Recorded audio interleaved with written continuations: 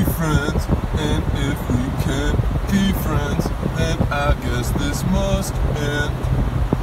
Even though we grew up in the same family, I always knew it was just you and me. Together was supposed to be forever. There we go. The snow is cleared. I can see clearly now the snow has gone. I can see all obstacles in my way. Oh boy, oh boy. Just listening to P-Talk. It's a PT. Paul to the T-A-L-K and B to the L to the U-E Monday. And I'm feeling a little schizophrenic right now because I don't usually record at this time. And the fact that I'm recording makes me wonder if I'm actually going to upload. And that seems to be the nice thing about streams. Make sure to go slow so I don't hit the ice.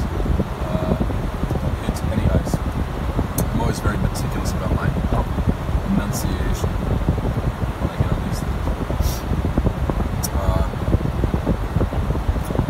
feeling a little schizophrenic because whenever I get into one of these vibes where I'm recording, but there's a question mark hanging over like so much carved granite of whether or not I'm going to actually upload it and redo it. It lends the whole thing to schizophrenic quality, so I try to just upload as a rule now. That's sort of the mode I've gotten into. I just upload everything. It seems to have successfully cut down the sense of schizophrenia.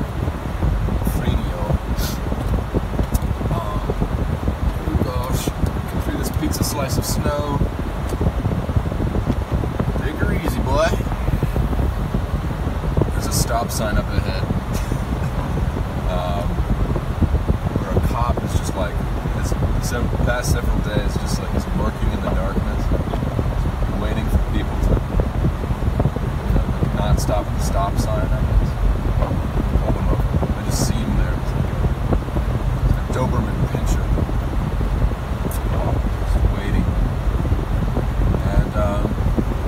Anyway, I was listening to Paul talk, and Blue Monday, and I'd like to respond. I'm going to watch the road this time instead of my incandescent face. I think it's probably a nicer view. It's a beautiful road, actually. It's a Blackburn Road. And to the right and left of me are very well-to-do, wealthy people of this town of mine that I currently live in. I live in the suburban half with my parents in a little ramshackle shack, shackety shack, love shack, and I have to pass down Blackburn Road to get to the town where the YMCA is. I do my best thinking. And to the right and left of me are these huge, sort of like English mansions. A former arms dealer I met at China Palace, Chinese restaurant in town, told me all about arms dealing for one thing, but also about how this town used to be considered somewhat hip amongst, I don't know, some kind of elite globe trotter types. I've spotted like lambs, you can see they've got horses,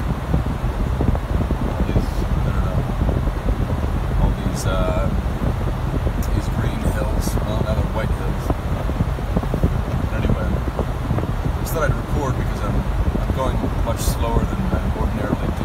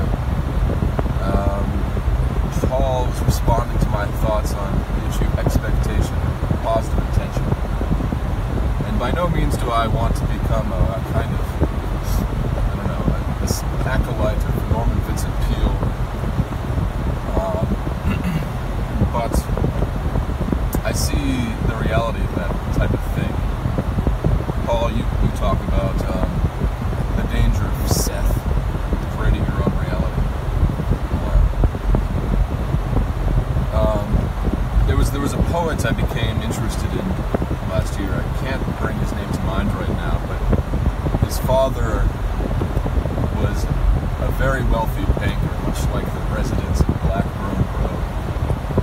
He went to Yale. He had, there's the cop, there's the Doberman picture right there. He's got his headlights on. You'll see in a second, maybe. Just to the left of me, but I can't see. But, he would have been positioned to be, I don't know, he could have been a president, He could have been this, he could have been that. Instead, he became a poet, which isn't bad necessarily, but he had this kind of occult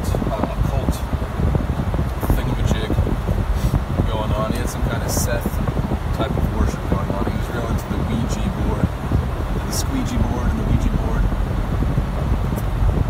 And he lived in Connecticut as well. So the Connecticut was this nexus of occult energy, according to him. And he was all gay and stuff. Had this homosexual goings on. And seemed to use his occult predilections to throw logs into the fire. His poetry became eventually, I guess, is considered a very influential, considerable poet.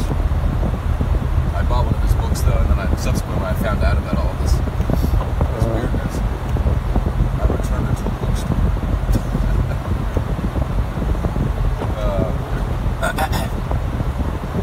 How can we be brothers if we can't? How can we be lovers if we can't be brothers? How does that go? How can we be brothers if we can't be friends? We can't be friends. It's a song from a movie I made with a friend a while ago. You can see, you can look up Banana Peel on my channel. Fine. It's a movie I made with a friend of mine. We made another one about the sort of fictionalized account of the life of Edward Snowden, the leaker from the NSA.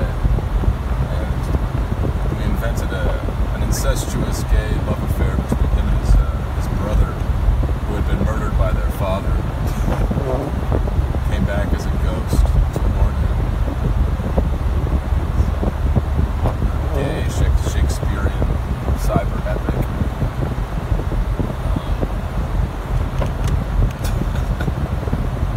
So Paul, you talk about you make this warning, you give this warning to me that expectation only really has an effect on the margins. I think you're absolutely correct about that. Nevertheless, I would like to qualify what that means in a couple of different senses, because for one thing, part of the problem with it is that it's never exactly clear where the margins lie, right? Like in the case of a sports game, something like that, it's kind of clear. In other cases, like you give, going up against world-class runners who you have to train, that's clear as well. But in the general course of our life, especially when we consider the relationships that are most intimate to us in ways in which we flip and we flop between effective communication and ineffective backwards communication. The location of the margins is itself a kind of murky thing. And so while I accept that you can't will yourself into becoming a Superman, although Hitler tried, Hitler had this notion that the Germans had descended from Atlantis, and if they could just get the bloodline pure again, they would regain their powers of telepathy and flight and so forth. I don't know. If you believed that working out enough, would give you superhuman abilities of telepathy and flight, you'd probably be hitting the gym every single day, and while you'd never achieve telepathy or flight, you'd probably get pretty buff. another aspect of this thing. Positive thinking, even if it might make you insane in the process, you know, you'd be, like Hitler was, insanely expecting you're going to achieve these powers of telepathy in flight, but in the meanwhile, you know, you'd really be packing on some muscle weight. So that's another aspect, but the main thing is it's not clear where the margins are always. And so it's a matter of temptation sometimes to overreach, or to try to extend those margins whenever possible. Milton Erickson, the guy I'm so taken with, he did work with athletes, Olympic athletes, and he would get them to break world records by sort of challenging where the margins would be, let's say. So that's one thing. Anyway, I'm going to go to the sauna and pick this up in a second.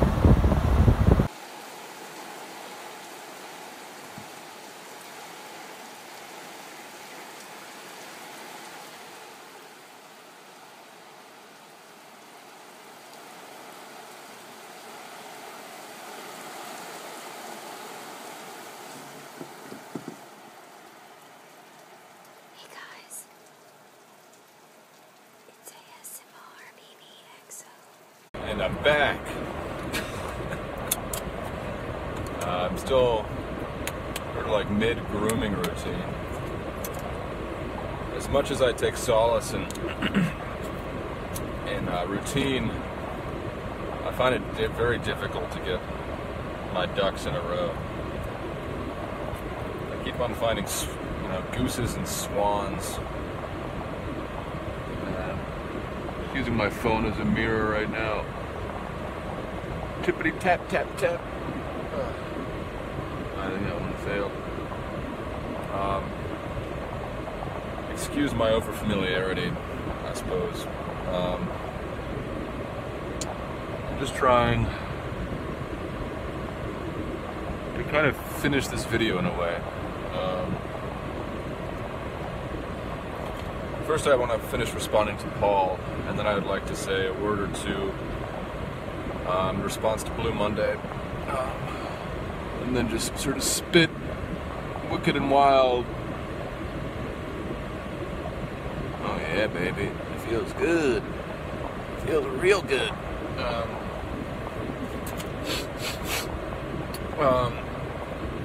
Because I really agree with what Paul is saying, and yet I feel like I haven't been fully understood, maybe even by myself. So this is helpful. This is helping me kind of get a little deeper into these thoughts, because I accept what Paul's saying, and even as it regards myself, I think it's true, probably, that I have a little bit too much of an attraction for these things, but it's something I can't help on one level. It's, you know, it's just a temptation. There's something sort of tantalizing about the idea of power and controlling your fate and your destiny, and the line to me gets pretty blurry between what it means to exert a kind of mature coming to terms with oneself, and a kind of more occultish sort of grasping at things. I'm trying to remember the line from Scripture, or some kind of injunction in the Gospel to not seek, or maybe it's in a Psalm, to not seek things beyond your power. And that line to me just gets a little blurry, and it's a little like how the margins that can be affected by positive thinking, to me, are a little bit blurry. Part of the whole problem is you can't really know.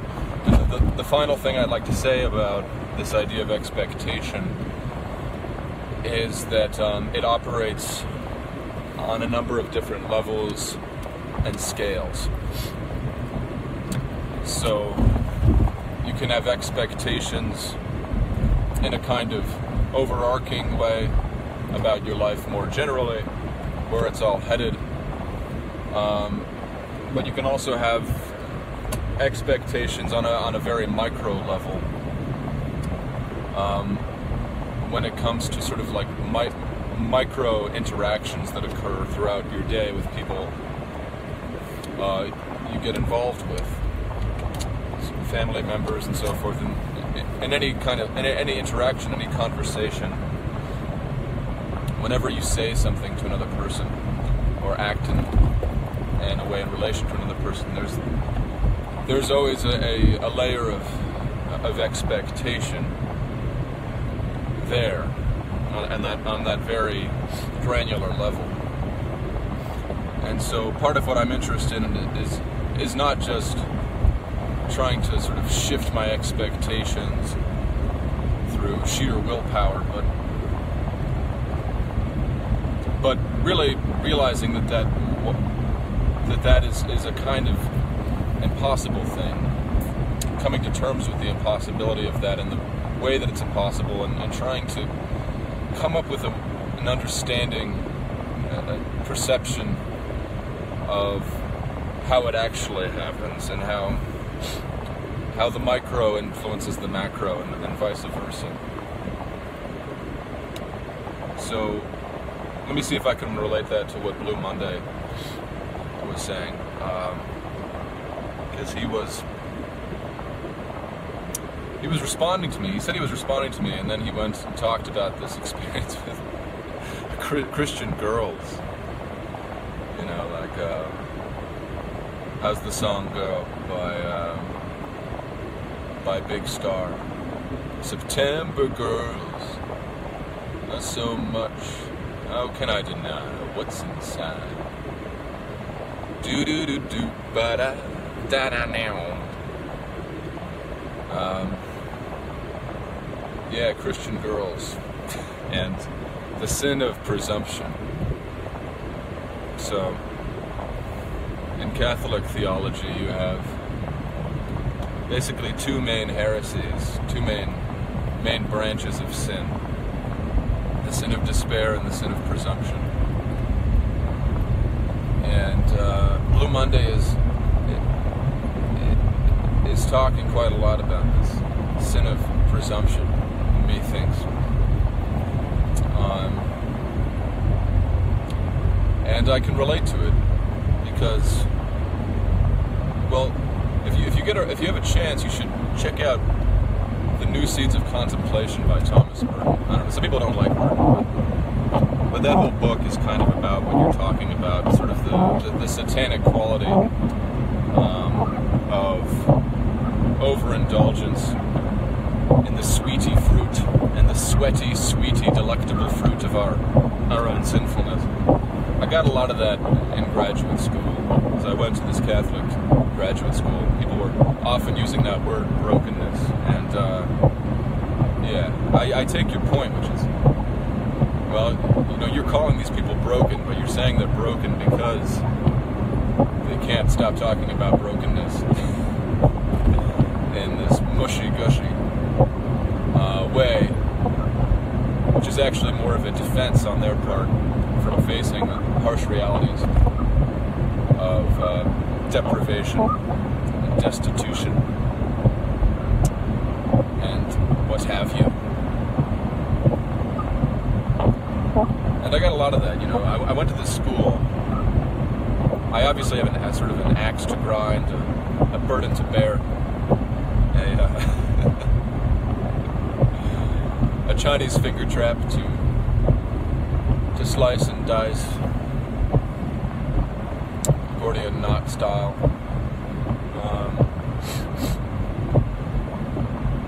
An Ouroboros to dismantle. But the school's run in large part by the Legionaries of Christ, which is a Catholic order of priests founded by a Mexican man whose name I Can't recall. Although that poet I was thinking of earlier, his name is James Merrill. He came to me as I was walking into the YMCA. James Merrill. What an odd duck.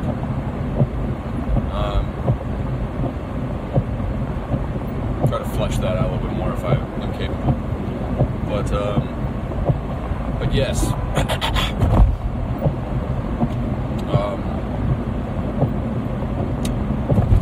Legionaries of Christ, who were at the very heart, the beating and bleeding heart of the pedophile scandal,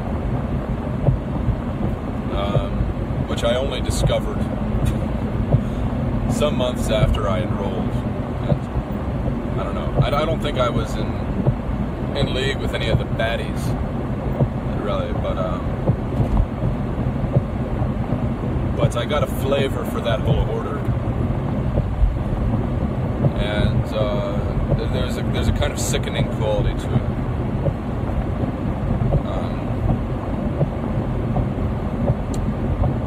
These priests all have to comb their hair in a certain direction, and they speak in a very sugary, false manner most of the time.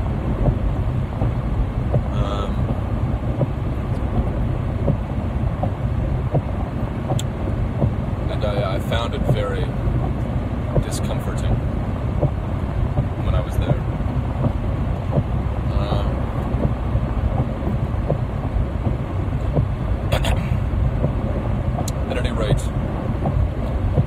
At any rate, mate,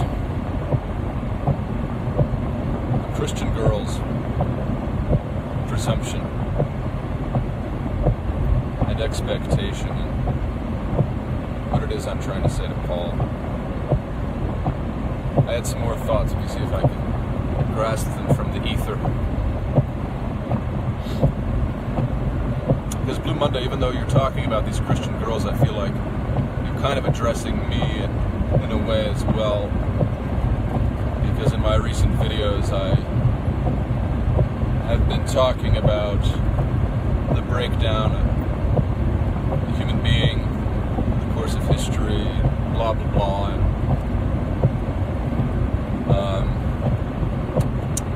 and groaning and griping about my own particular issues, and to an outside observer, maybe I have an attractive life in many respects. I'm married. I have 2 beautiful children. I have a fairly well-paying job, so I've kind of got this foothold now, and I'm being hoisted back into a kind of respectability.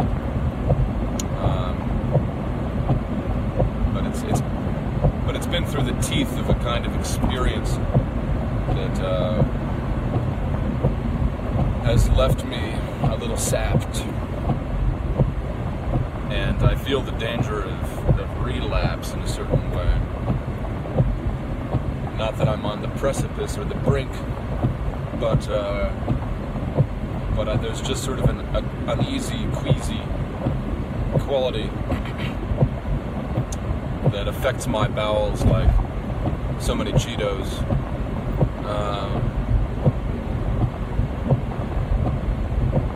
And so I'm trying to come to terms with that, understand that. But I take your point. Everything you're saying really reminds me of my college days. One thing I wanted to say is that you and Living Gall and various people seem to have be more on the front battle lines of this paused out clown worldy thing. For me, it's much less so. I'm in a situation where I go to work in a fairly ordinary environment. There's not a lot of ideology floating around me. It's fairly humdrum, and the vast majority of my time is spent either there or with my family, which is conservative, etc., etc. So So I'm not running into daily experiences any longer with the kind of people and the kind of thoughts that you are, or that living Gaul is. So I can afford myself a little bit more detachment from that. It doesn't really bother me in the same way as it would if I were in that mix. You know, like back when I was in graduate school, in big kid school, I encountered that a lot more, and I found it infuriating, and so I understand.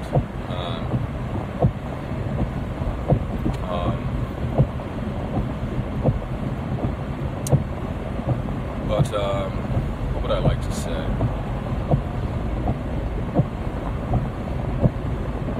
But what is it that you say? You talk about these people and you seem rather affected by this attitude that you see as self-defeating or hypocritical.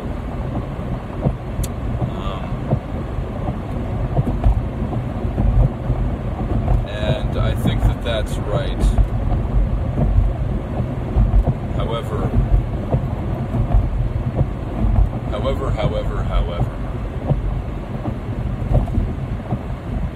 what? I'm drawing a blank. My head is a little blank right now.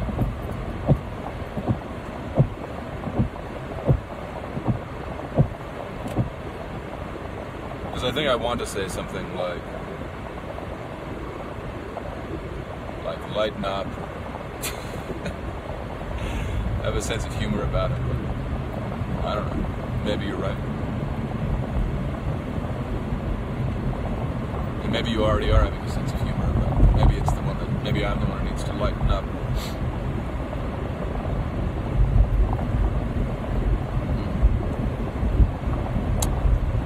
I feel like I'm detached right now a little bit, floating. My thoughts are less anchored.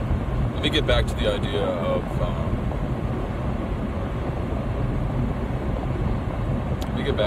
expectation a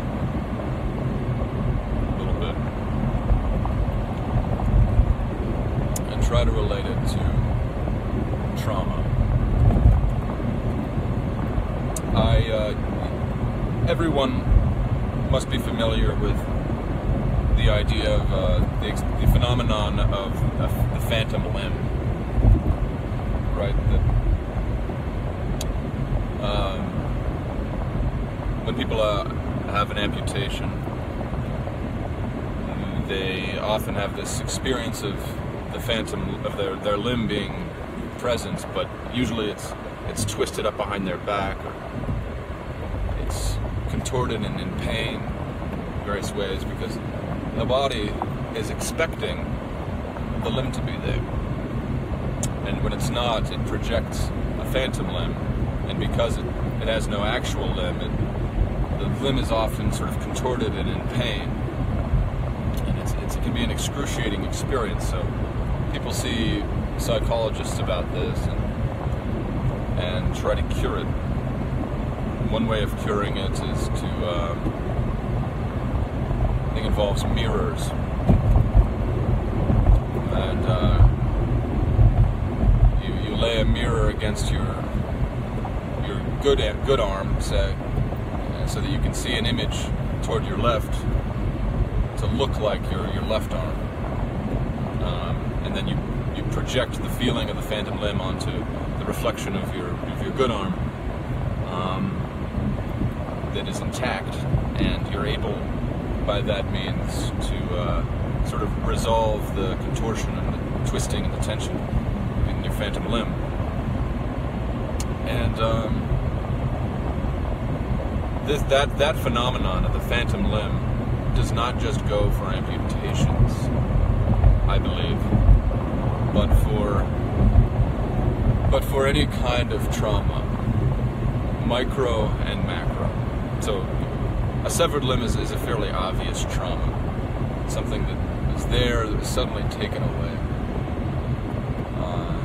abrupt, irremediable fashion. But we experience losses all the time, on a relational level and also on a bodily level.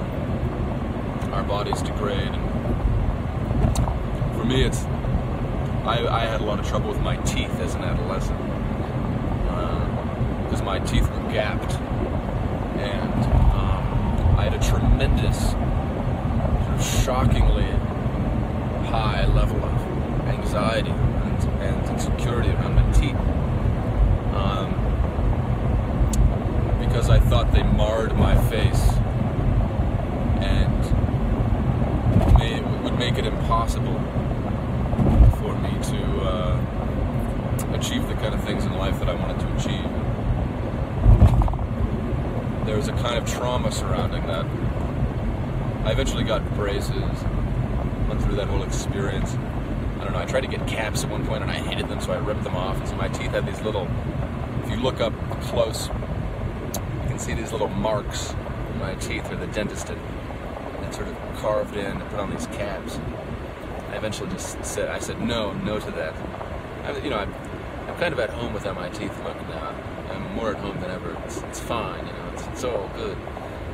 It's hard to believe that they bothered me as much as they did, but it would prevent me from smiling for a long time. I wouldn't want to smile and expose my teeth.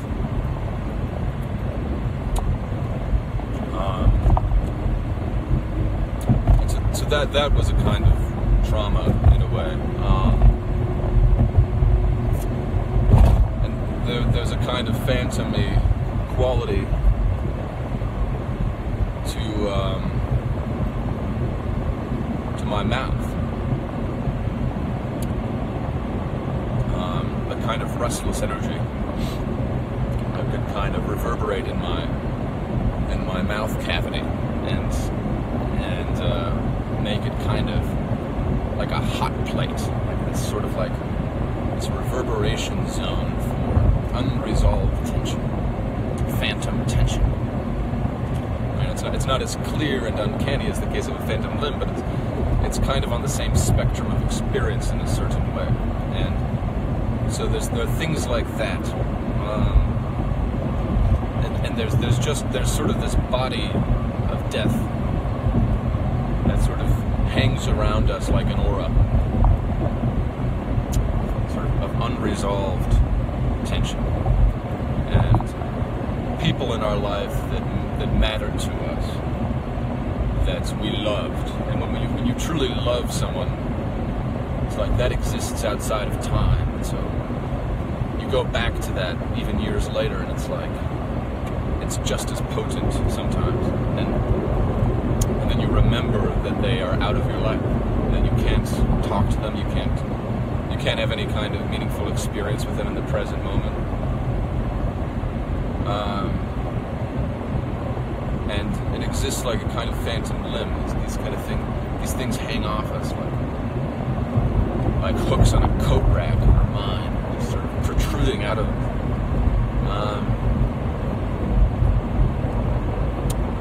And so everyone is dealing with that in different ways and in different degrees, and is more or less resolved with those things. It might be more or less severe. And so yeah, like to reduce everything to saying we're all broken is a bit of a falsehood, because in fact there are degrees, and some people are really in the thrall of the thing, while others have more of a grip on it. But the point in saying we're all broken is to say that while some of us, though there are greater and lesser degrees, we all are fragile, like there are broken pots and vases, and there are ones that are more intact, but we all have the capacity to be broken down in the same way. And no one is in complete control and has complete mastery over that. There is, so it's a tightrope walk between presumption and despair. I have had a tendency to verge into despair and to dwell in this realm of hopelessness. That's something that can kind of attack like a bobcat in the night. And so for me, it's a lot of my mental energy goes toward trying to correct that. But you're right to point out that there's a kind of black magic-y aspect to people to the tendency to dwell over much, to reduce everything to this simple common denominator.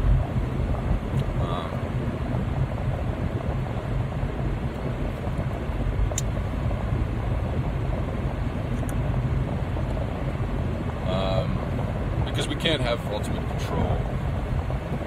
And so prayer is really, prayer is the thing. But we can't even pray unless we are given the grace to pray. So, I don't know.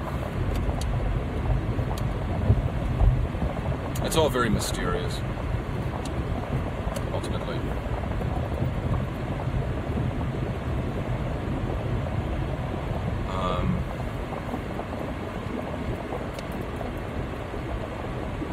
It's all very mysterious. How it all unfolds. And I don't really have any answers.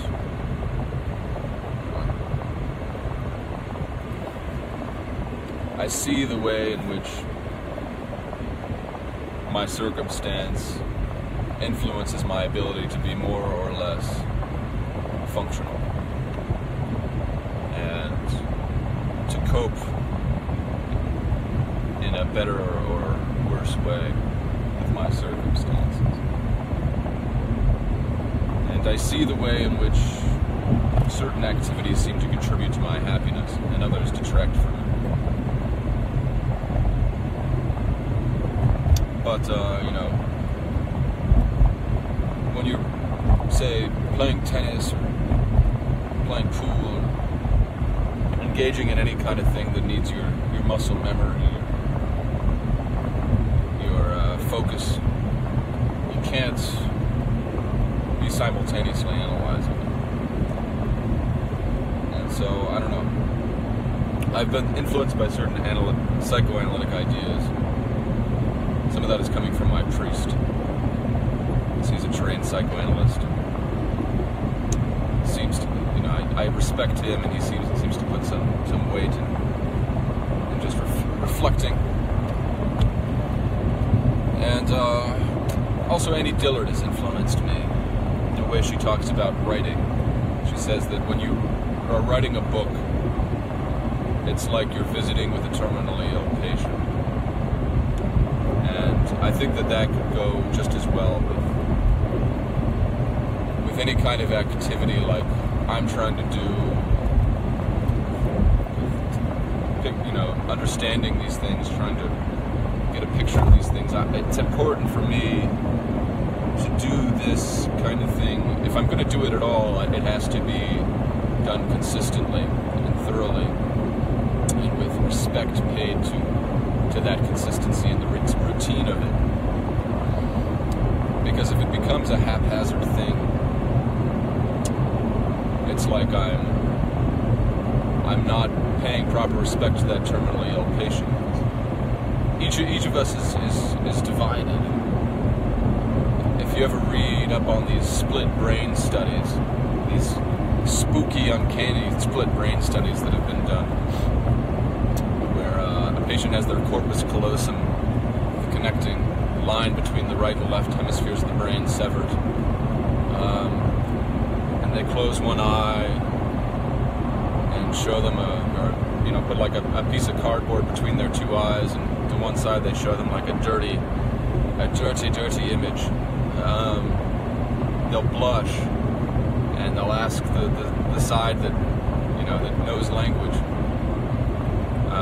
the one side can't speak, the other side is in control of language, they'll say, "Why did you blush?" And the person will make up some kind of explanation for why they blush.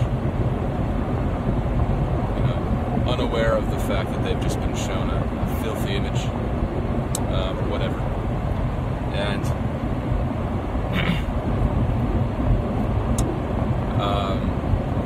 that's very suggestive about the nature of the human being.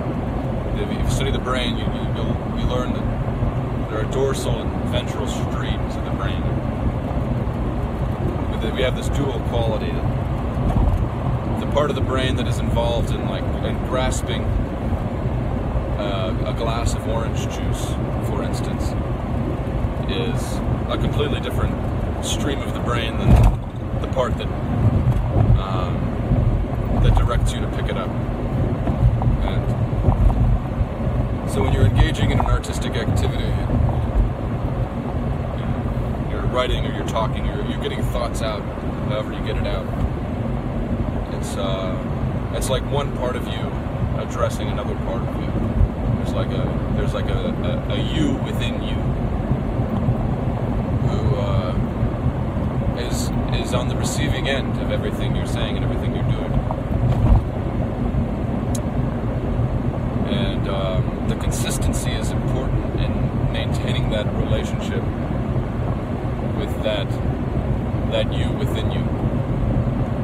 That we have a kind of reputation within ourselves. We have a kind of reputation with ourselves. And it can be difficult, and it is important, I think, to establish a good rapport and a good relationship with the you within you. A kind of trust that, if you determine that you're going to do something, you say you're going to do something, and you don't, then you lose credibility with yourself. And that's why lying is such a problematic thing, and why telling the truth is a sort of Jordan Petersonian thing. Why telling the truth strengthens you. And Jordan Peterson it's sort of like the key insight of Jordan Peterson, maybe. The key thing he brings to the conversation. He describes it as like a bodily sensation, that he would tell the truth and he would feel like in his stomach a kind of building up of strength, of energy.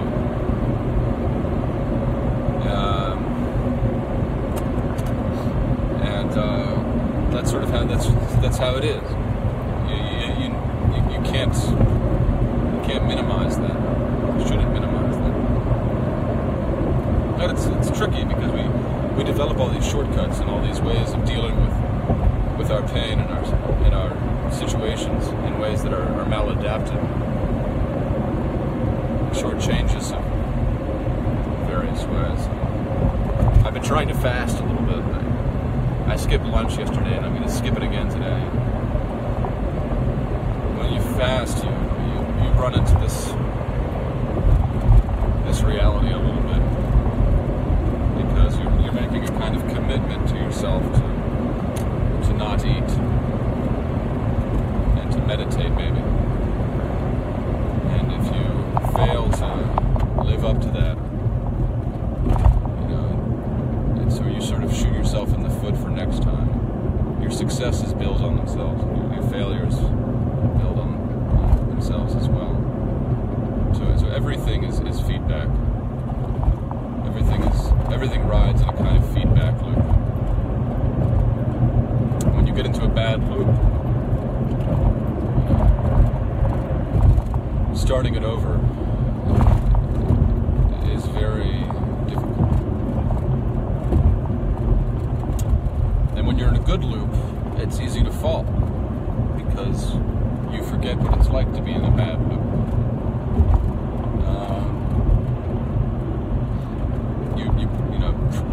Your pride grows with success. With success, your pride grows. With pride comes a kind of dumbing of your ability to perceive your own limitations. So these things are constantly oscillating back and forth. that's part of what I was getting at with my discussion yesterday. Human development is passing through various oscillating periods of autonomy and intimacy. And so all of this is happening on multiple scales, even down to the minute level of like the sentence, of a single sentence addressed to a single interlocutor, and a single fraction of a sentence. The moment spent, you can get down to this pixelated level and consider that. I don't know. It's all part of the same thing. You can't get lost in over-analysis. That's killing as well. I don't know how to really deal with any of this or make it mean anything, but suffering itself is a question of meaning.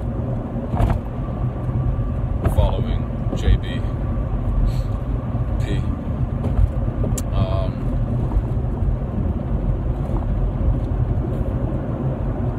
Suffering itself involves how we make sense of the thing. Because pure pain, pain exists in the abstract, I guess, if you're having your tooth drilled or something. But even then, there's a kind of context in what the thing means. You're doing it for your health. You're having a tooth drilled. You're doing it for this, or it's happening for X, Y, or Z.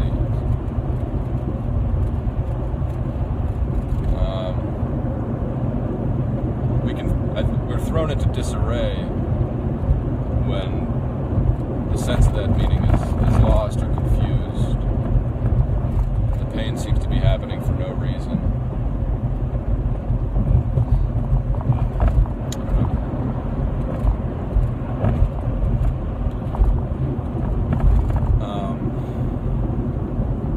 But it's in those times when maybe you can find it right underneath. Whoops.